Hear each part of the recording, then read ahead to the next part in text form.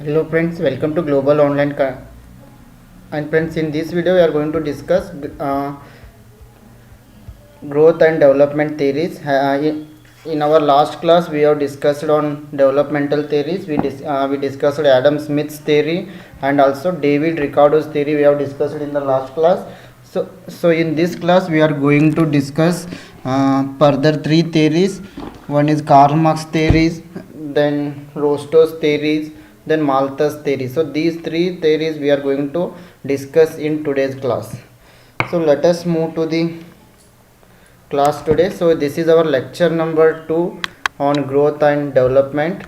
And friends, if you are preparing for UGC NET or SET in economics, we have started a crash course here. In this crash course you will get complete theory lectures, complete MCQ lectures, entire syllabus, mock tests are available with solution PDF.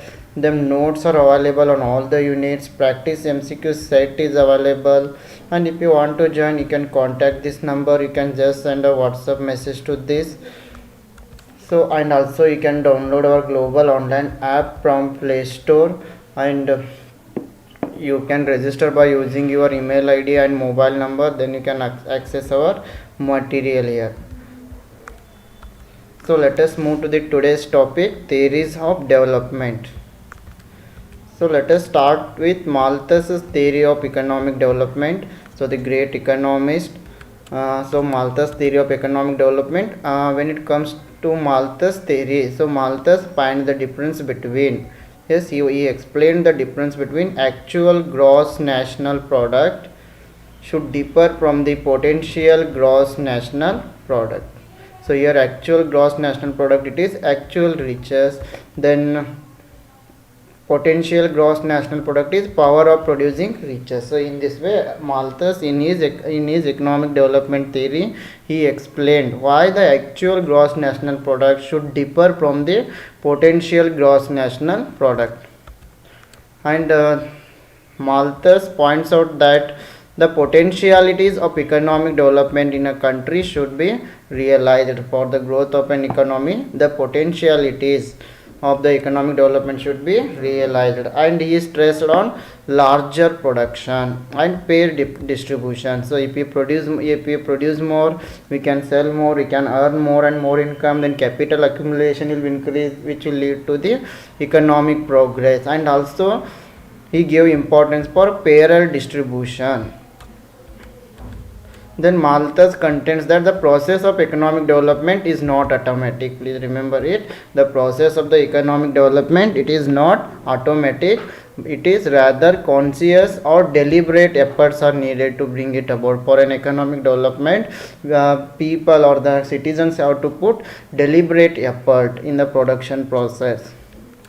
For instance, Malthus explains that mere increase in population cannot by itself lead to economic development unless there is increase in the effective demand. If population increases, we cannot say economic progress will take place. Yes, instead of that, there should be increase in the effective demand. When demand increases, production increases, supply increases, then suppliers will appoint the laborers, their wages will increase. So in this way, when effective demand is going to increase in the economy, so it leads to economic progress.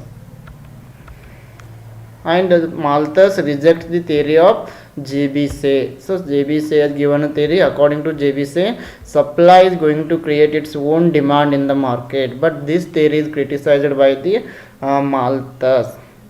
And JBC told that savings are automatically invested in the economy, but Malthus has opposed this view also. Yes, according to JBC, supply is going to create its own demand and savings are automatically invested, but Malthus rejected this. Then only savings are furnished by increased gains and are reinvested creates effective demand. So according to Malthus, whatever people are going to save, that should be reinvested in productive activities, then only it is going to create effective demand. So Malthus stressed on the factors such as consumption, saving, investment, all should expand simultaneously. So according to Malthus, for an economic development, the consumption activity, saving and investment all should expand simultaneously. So next, let us see role of capital in economic development according to T.R. Malthus. So Malthus regards capital is an important factor in the growth of economy. So for an economic development, the capital accumulation is very necessary. So according to Malthus, no permanent and continued increase of wealth can take place without a continued increase of capital. So please remember it. According to Malthus, no permanent and continued increase of wealth can take place without a continued increase of capital. So he give more importance for the capital accumulation. So next, besides Malthus underlines the importance of foreign trade also for the speeding up of economic development. So for the growth of economy, Malthus also suggested foreign trade. So we have to export the goods from our country to another country, and we should also import the goods from other country. Then economic development can take place. So then the law of increasing returns to scale is going to operate in the industrial sector, whereas agriculture sector was subject to law of diminishing returns. So please remember it. According to Malthus, in industrial sector we can see increasing returns, but in agriculture sector we can see diminishing returns, and the rate of technological progress being responsible for the difference. For this, here the difference is in industrial sector we can see increasing returns to scale, but in agricultural sector we can see diminishing returns to scale. For this difference, the reason is technological progress. So the development of the industrial sector of underdeveloped countries is limited by the poverty of the agriculture sector. So here both the sectors are interrelated. So T.R. Malthus told that the development of the industrial sector of underdeveloped countries is limited by the poverty of the agriculture sector. Yes, the slow growth in the industrial sector is because of the poverty in the agricultural sector, and this is due to the fact that lack of purchasing power in rural areas. We can see the very less effective demand because of lack of purchasing power. Because of their low income, there is lack of purchasing power and there is less effective demand. And Malthus considers production and distribution are the two grand elements of the economic progress. Then Malthus thinks that excessive parsimony will reduce aggregate demand, leading to widespread of depression and unemployment. So Adam Smith gave importance to the parsimony, but according to T.R. Malthus, if people are saving more money, it is going to reduce the effective demand, then economy can reach depression and unemployment will increase in the economy. So T.R. Malthus did not give importance for the role of parsimony. People should always spend their money. They have to invest in productive activities. They have to consume more and more goods. Then only economic progress will take place. So he recommends a more egalitarian system of distribution in order to increase the effective demand. So this is about T.R. Malthus theory. Now let us move to the Karl Marx theory of economic development. So Karl Marx theory of economic development. Karl Marx, the famous book Das Kapital. Yes, Das Kapital. This book was written by Karl Marx in the year 1867, and this book is also known as the Bible of Socialism. And Karl Marx presented the process of growth and collapse of the capitalist economy. And economic development, it is the process of more value generating. Yes, and here the value is generated by the laborers. But high level of production is possible through more and more capital accumulation and technological improvement. So here Karl Marx stressed on two factors. One is capital accumulation for the growth of the economy.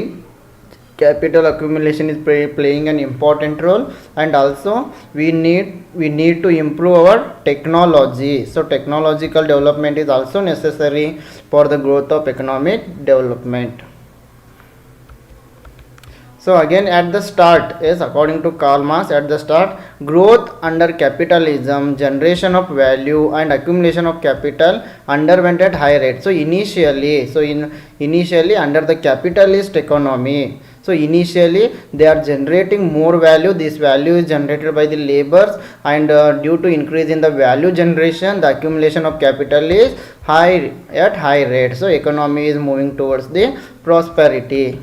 Then after reaching, but when the economic progress is going to reach its peak, again there is concentration of capital associated with the falling rate of profit. Yes, please remember it. Again the economy is moving backward, because when the capital initially capitalists are going to invest more, and because of the labor they are going to generate more and more value, and this is going to lead to the increase in the capital accumulation. But when this is going to reach at high rate or at peak, again the concentration of capital is associated with the falling rate of profit. So because again these capitalists, they start competing with each other. So because of this competition, again the rate of profit is going to decrease, because when the capitalists, they are competing with each other. So when they are competing with each other, again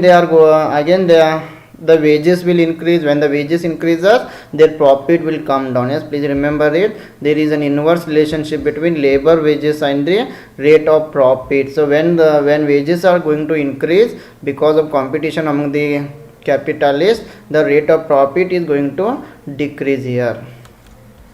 In turn, it reduces the rate of investment. So when profit decreases, again the investment in the economy is going to decrease. When investment decreases, again the unemployment in the economy is going to increase. So when unemployment increases in the economy, there is a clash complex increases in the capitalist and also in the laborers, and labor conflicts are going to start here. So the economy may reach to the stagnation.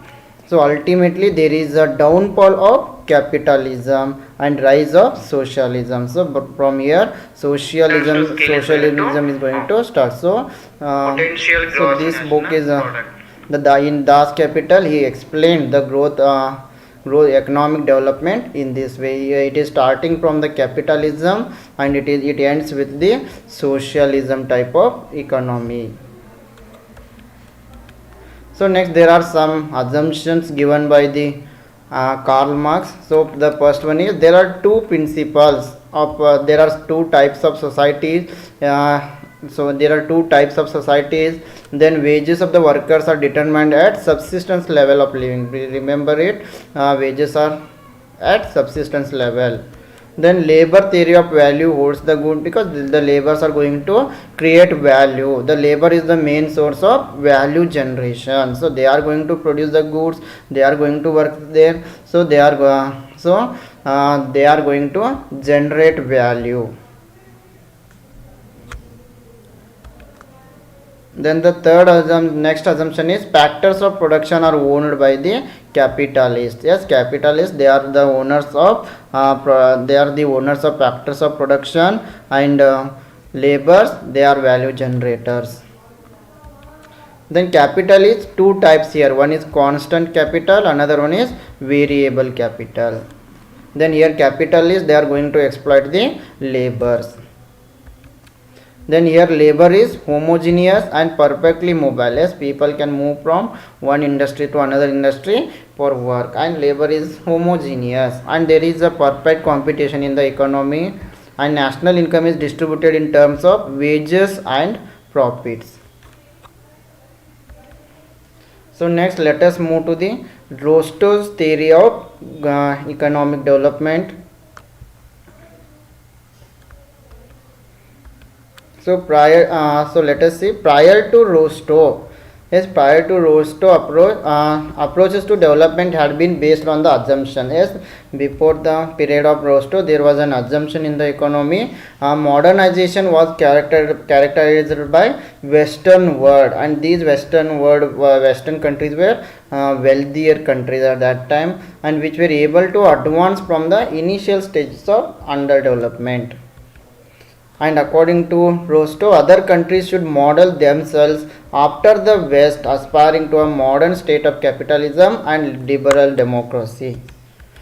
Then Rostow will take all these ideas, and Rostow penned his classic stages of economic growth. So Rostow will club all these ideas, and he will give 5 stages of economic growth in the year of 1960. And these 5 stages of economic development are: one is traditional society, second one is preconditions of to take off, third one is take off stage, fourth one is drive to maturity stage, and the fifth one is age of high consumption. So these are the 5 stages of economic development according to W. Rostow. So let us see all these 5 stages. The first stage is traditional society. So in traditional society, this stage is characterized by subsistent and agriculture based economy. So in traditional society, it is an agricultural based economy. Most of the people were engaged in agricultural activities, and with intensive labor and low level of trade, and there was a very low level of wages were available, and population that does not have scientific perspective on the world and technology. So industries grow but very limited. So in there we don't see development in any industry. The very slow growth we can see in the industrial sector. Then in here in traditional society, the investment is below 5%. Then let us move to the second stage of Rostow, that is preconditions to take off. So here society begins to develop manufacturing and a more national or international as opposed to regional outlook. So here in precondition to take off, here there is a shift from agricultural sector to industrial sector, and this stage is prevent from diminishing returns to scale. People are moving from agricultural sector to industrial sector. They are producing more industrial goods, and there is a shift from agriculture to industry. And here trade and other commerce activities will expand as people export and imports are going to take place. The market size is going to expand here. And in the stage of preconditions to take off, here the investment should be above 5%, 5 to 10%. Then the third stage is take off stage. Here Rostow describes this stage as the short period of intensive growth in which industrialization begins to occur and workers and institutions become concentrated around a new industry. In take off stage, new industries are going to develop here. So this stage is known as dynamic economic growth. So, and here the investment should be about 10%. So in take-off stage, more new industries are going to take place. An example of take-off stage is green revolution in the year of 1966 in India. It is the best example for take-off stage. Then the next stage is drive to maturity, and this stage takes place over a long period of time. So drive to maturity, this stage will take longer period of time. In this stage, standard of living is going to increase, and people are using high level of technology, and national income is growing, and the diversified economy we can see in drive to maturity stage. So here many technical changes will take place in this stage. And here in the stage of drive to maturity, the investment should be from 10% to 20% of national income, and generally it will take 60 years to shift from take-off stage to drive to maturity stage. So the last stage is age of high mass consumption. So at the at this stage, Rostow believed that Western countries, most notably the such as United Nations, occupied this stage. So these countries were known as the developed countries. And here a country's economy flourishes in a capitalist system characterized by mass production. Here the production will increase like anything, and consumerism. Yes, consumption will also increase, production, consumption both are going to increase in this stage. And here the investment should be above 15% and below 20%. And here people try to sleep more, leisure more time, more welfare and more security in this stage. Here you can see the picture of this all the 5 stages also. On x-axis we have taken time here, on y-axis we have taken national income. This is the traditional society, then pre-condition period, take-off stage, drive to maturity, and last stage is age of high mass consumption. Okay, this is about Rostow's stages of economic development. Okay friends, this is about our today's session. And friends, we have started a crash course for UGC NET and SET in economics for the year 2022. In this crash course you will get full syllabus theory lectures, full syllabus MCQ lectures are available, notes are available on all the units, full syllabus mock tests are available. For this you can download our global online app from Play Store, and also you can contact these numbers to join. Okay, thank you.